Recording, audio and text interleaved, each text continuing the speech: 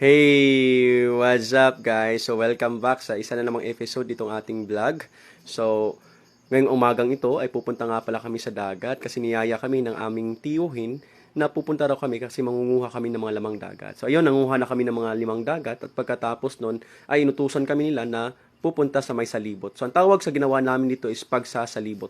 So, literal sa Tagalog, napapalibutan namin yung mga bato or parte ng dagat tapos aming aalog-alugin yung mga bato. Tapos yung mga isda, tatakbo sila sa net na aming inilagay. So, parang trap kumbaga. So, yun, dami naming nakuha dyan. Ang sarap kilawin nito. So, ang tawag nga pala namin kapag nilagyan ng suka, luya, kamatis, swak na yun. Tibag na yung bahaw dyan. So, ayan, nanguha na rin ng bat yung aking tiyahin. So, napakagaling ng aking tiyahin sa pangunguha ng bat. At, ayun, inihanda na mga kakailanganin nating ricados. At ayun, dumating yung tiyuhin ko na may dalang manok. Kaya nag-ihaw na rin kami. So pagkatapos nito, kumain na kami at naligo na ako. So thank you so much sa pakikinig.